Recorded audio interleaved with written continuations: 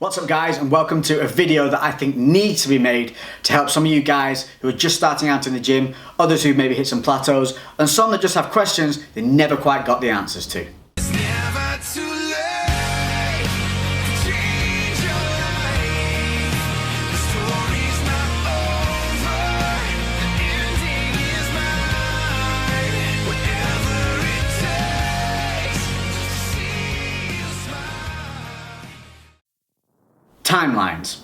Let's cover this. Out of the bat, this is one of the most important things that you can set for mental positivity, whether you're gaining or cutting. Timelines are really important for understanding realistic goal setting that you're going to have to give yourself so that you're able to monitor correctly and not become disheartened and give up, which is often the case because people think that too much is going to happen in too short of a time. Cutting.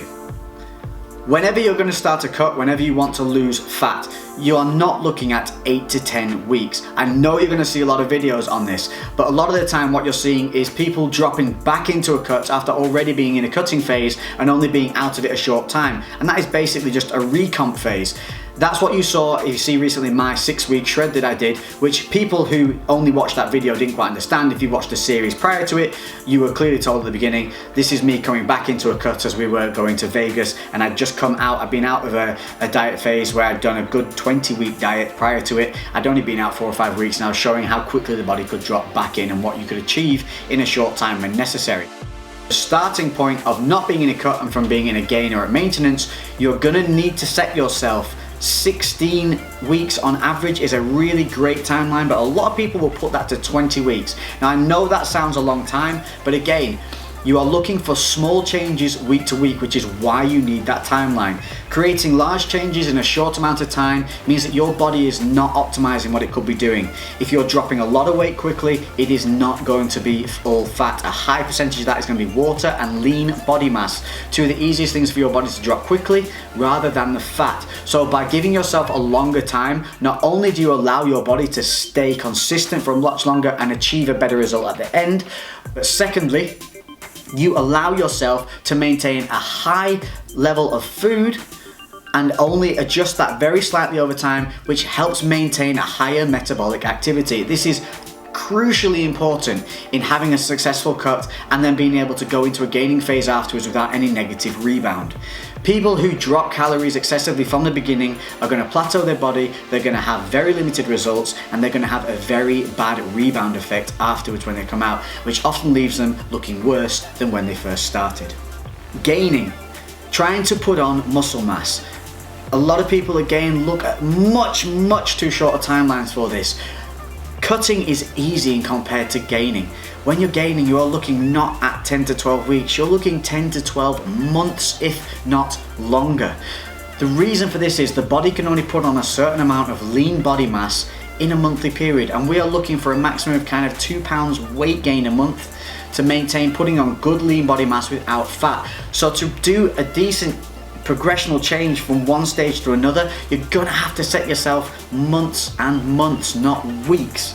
It is really important to understand this when going into a gaining phase, and also important to understand that you're only looking for small changes over time, so you're not obsessing at looking at yourself day to day in the mirror like you may do with a cut, because those changes are more noticeable over a shorter amount of time. With the gains, it's gonna be 12 months, not 12 weeks. Nutrition. The number one thing that you need to get right in order to change your body composition.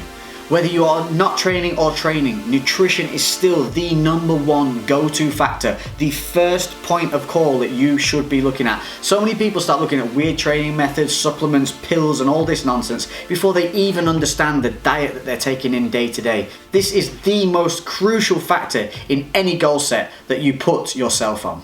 Food is fuel for the body. Without the correct fuel, the body cannot go where you want it to go.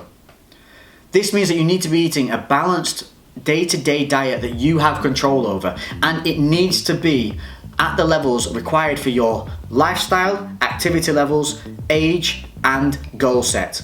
Without having a consistent day-to-day knowledge of what's going into your body, you do not have control. It is a simple fact. And what's going to happen is you're going to have variations in your weight, you're going to have variations in the way you look, and you're not going to be able to sustain an effective progressional result week to week, month to month, and year to year. What's going to happen is you're going to get some positives, then negatives, positives, and negatives. And what you're going to end up doing is plateauing out.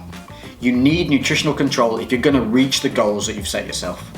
Once you've set those goals, it's important to understand there's a lot of myths and a lot of nonsense out there. And the main one I want to get out of the way today, muscle can turn to fat.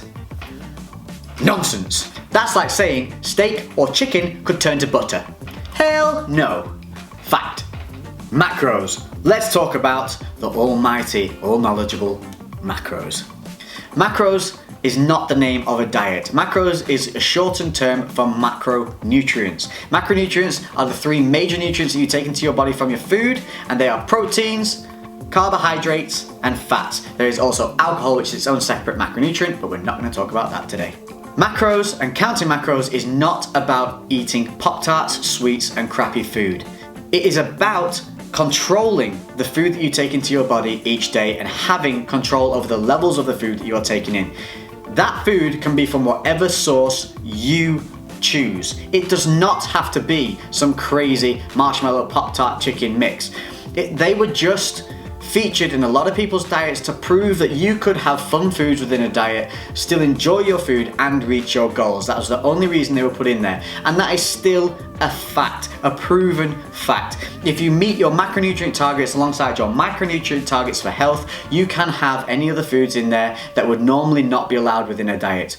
The reason those foods are deemed inaccessible or not allowed within certain diets is because they are high impact foods. They contain a high volume of calories in a very small portion size, and that means that people can go wrong with those foods very quickly and overshoot their caloric requirements without really knowing about it. And that's why those foods are removed. Not for the fact that you can't have them, but the fact that most people cannot control them.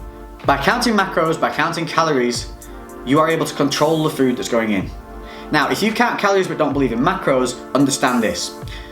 Calorie counting is a remedial form of macro counting.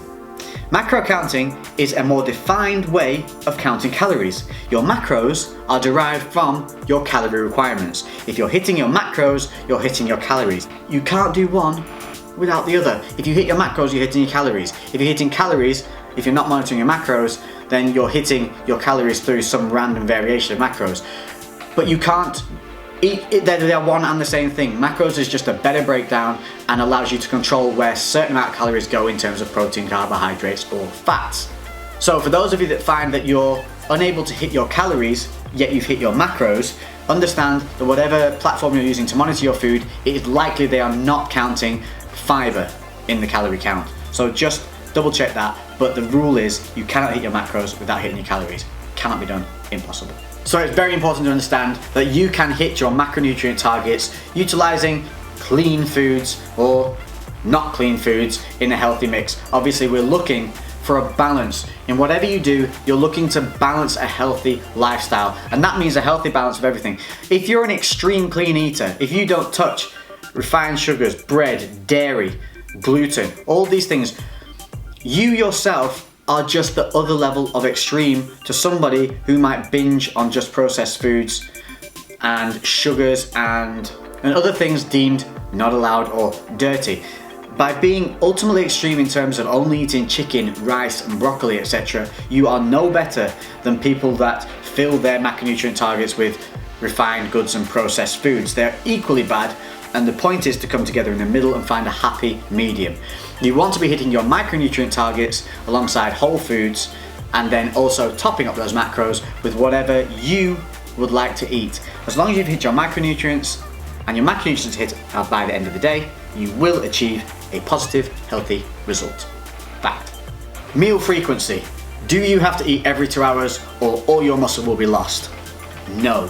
Please understand that a lot of the time that you see guys who are following macros and seem to be still eating 4 to 6 meals a day, it is not because the 4 to 6 meals is more beneficial than eating 2 or 3 meals. It's simply for the fact that a lot of people don't like having 3 huge meals, and if you have high macronutrient targets, chances are those 3 meals are going to have to be pretty damn big to hit them. So they tend to be broken down into 4 or 5 meals because it's just more enjoyable to eat smaller portions, allows the stomach to digest them more easily, you don't feel as bloated, and obviously by being able to have more meals a day, you tend to keep hunger away and be more satisfied. But If you have to miss a time where you would normally have a meal, it does not matter. There is no set requirement for the times you have to hit your meal. As long as your targets are hit by the end of the day and it is hit in a manner that is enjoyable for you and doesn't cause you discomfort and isn't excessive in terms of you just hitting everything within a 3-hour period, it's absolutely fine. Do not panic if you go from 9 o'clock in the morning and can't eat until 3 o'clock in the afternoon because of work commitments, family commitments, or travel. It really will not matter. Other than feeling hungry, the moment you start eating, as long as you keep eating from there to hit your targets by the end of the day, you are fine. Do not panic. You cannot destroy in a day what was built in months and years. Salt. Can you add salt to your food? Flavorings, herbs, spices? Of course you can. Salt, yes, it's deemed unhealthy in excessive amounts. Again, guys, it's only unhealthy if it's done to an abundance where the body doesn't need it. Taking salt in excessive amounts in a single day will leave you looking a little bit bloated. Why? Because it causes a water overload. It is an acute reaction, not a permanent reaction, and no effect on long-term results. Simply keeping the body hydrated, fluid moving through the body through the day, your body will regulate. Your body is a very sophisticated and smart machine, and it will always maintain a homeostatic balance to the best of its ability. Simply give the body the water it needs and it will regulate. Take in the salt that you like within your diet, put those spices in, put those herbs in, and enjoy your food. Dieting and gaining, or cutting and gaining. Let's talk about these two factors, because you're going to be in one unless you're sat at maintenance. If you are doing a cut, understand, cutting is not about starvation. It is not about sacrificing to win. The goal of cutting is to feed the body as much food as you can while still maintaining consistent weight loss week to week. Do not starve yourself. Do not emaciate yourself. This is not successful. What it will result in is a lower metabolic activity level and a very bad rebound. You're going to end up looking worse after when you bring food back in than probably when you started. The goal of a cut is to supply the body with the highest macronutrient targets that you can while still dropping weight. Now, you can cause a calorific deficit by either reducing food down until you see the weight loss required or upping activity levels through cardio or upping the volume of your training. Those are two methods that you can utilize. There will be a point where you will have to probably bring food down unless you do excessive cardio, which is probably not healthy again, because you're going to not allow the central nervous system to recover probably for the amount of cardio you would have to be doing to keep food at a maintenance level. But you do not want to drop food and do excessive cardio all at the same time. You're going to give your body nowhere to go and you're going to plateau out. Your body is a smart machine. Like I said before, it's going to maintain homeostatic balance. So if you are purging calories, if you are burning a lot of calories during the day, your body is going to lower your metabolic rate down to the level of the calorific intake that you are bringing in, because it is trying to be efficient. Your body does not have a conscience, it does not have eyes, it does not know that you're making a choice to not eat foods. All it knows is what's coming in minus what's going out, and it's going to react accordingly. The more you can give your body fuel-wise and calorie-wise, the higher your metabolism is going to be, the more efficient your body is going to be, and the higher rate it will work at and be able to work at in turn. Do not starve yourself. Feed the weight loss. On the other flip side of the coin, we've got trying to put on size, trying to put on muscle. Again, this is not about bulking and getting fat. Gaining, no matter what way you do it, whether you do it through lean gain or bulking, you're still only going to put on the same amount of lean mass underneath. So why get fat on top of the muscle? It makes no sense. It's inefficient. It makes you have to work harder afterwards to lose the fat, and it's making your heart work harder every day, carrying around unnecessary weight. And extra fat on the body is also a health risk. Why risk that when you don't need to?